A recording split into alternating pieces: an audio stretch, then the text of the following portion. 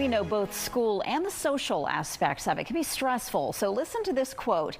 Every kid walks into school with two backpacks, one on their back and one in their heart. Yeah, I recently spoke to the brain behind that quote about how to unpack your child's emotional backpack. So here are some of the highlights from my talk with licensed therapist Mel Preston.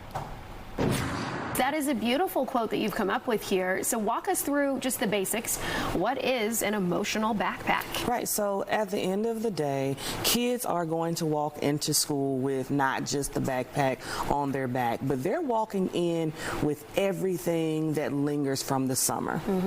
And so often we're missing that because we're thinking kids are going back and they're resetting and everything is exciting, but we've missed the part in which we're not thinking about, okay, what did they deal with during the summer? Such as being home alone, right? So a lot of times we see kids who have been socially isolated.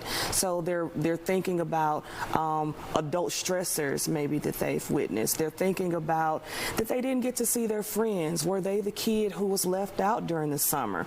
So they don't, so they don't necessarily know where they are on the social totem pole when they get back to school. They're also looking at just the different dynamics of what they've seen on social media and how they've taken the summer and compared themselves to different things, different people, different social situations they've seen. Yeah, so that's really good. Yeah, they're taking all of that back into the building with them. Yeah, you're providing a wealth of insight here. While yes, every parent believes they know their kid best, I imagine there's always that one moment that makes them go, I didn't realize you were going through that.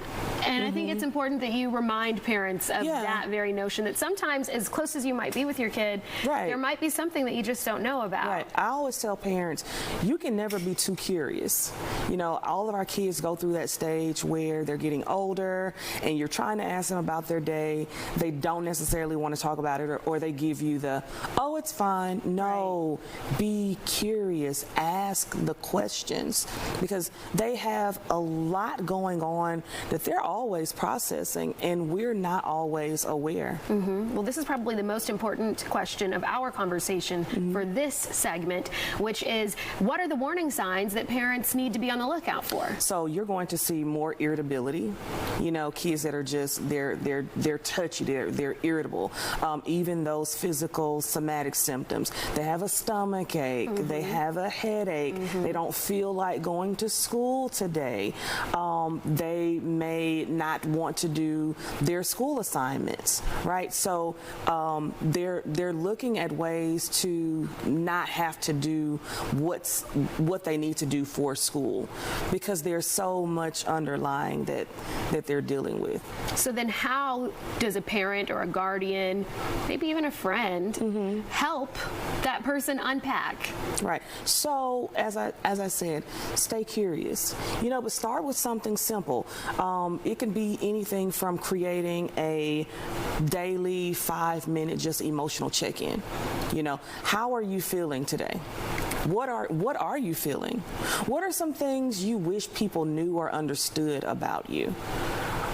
And giving them a chance to answer, listening in to what they say without trying to change it, without judging it. Without judging it, let's say that again, because what we want to get to is where kids are learning the language to be able to share how they feel, and not just share how they feel and what they need, but to do it and not be ashamed. Exactly. That was one of my big questions for you, because that's something that even adults grapple with. Absolutely. Right? Absolutely. So I would imagine as a parent, you want your child to feel comfortable with you. You don't want them to ever feel like they can't express something to you, because you want to be able to help. So how do you address shame in your child? So again, not trying to change anything, right? But really tuning in to what they're saying and what they're telling you they need. Not judging it, not taking away from it. Because once we give them the language and the tools, and And the tools really is the space to process and know that as a parent or as a friend, you're not going to be judged. You're not going to be looked on as if you don't have it together or you're weak or, oh, you just need to get over it, right? Because sometimes what parents will do, I think even friends as well, is we will hear maybe what someone needs and we try to protect them from it versus allowing them to feel and work through it. So instead of taking away the challenge, right? So instead of a kid who always has a stomach ache, and because we know they don't necessarily like school or they're having these challenges, we just say, oh, well, no, you don't have to go today. No, we're teaching them, okay, I understand how you're feeling. I'm hearing you. Let's talk about how we move through this. Right. Because what you want to do is we want to teach them to be more resilient.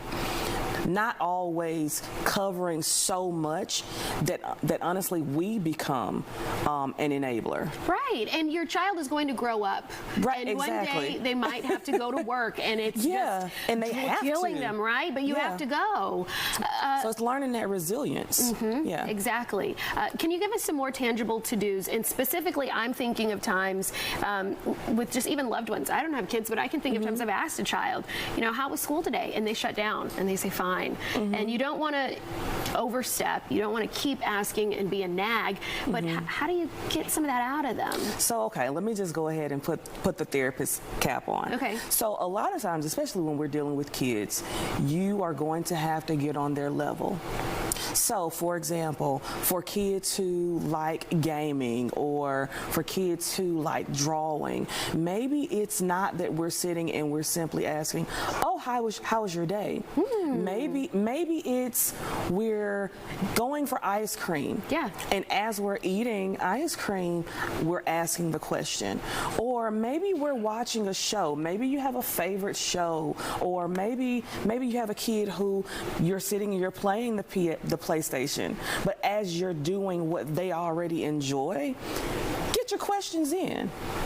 It could be you're playing basketball, you're playing with dolls, you're having a tea party.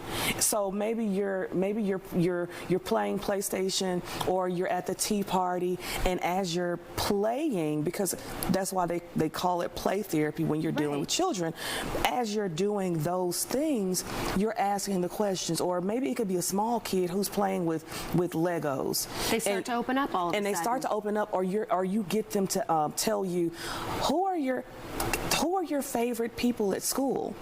Tell me with your Legos. Yeah, this is good stuff. Draw me a picture. Draw me a picture of your day at school. Ooh, that's a good one. That one. Yeah. And you just sit and you let them draw. Blow bubbles. This was so good. I hate to wrap you up like this because you've got such a wealth of information, but that's okay, because if someone is interested in more tips from you, they can stay connected. Absolutely. Not only will we have this on our website, but I imagine people can reach out to you too. Absolutely. At matterfocusedcounseling.com. Perfect. Well, thank you so much again for your time. Wish we had more of it. Again, all of this information is available at fox5atlanta.com. Just look under the Good Day section.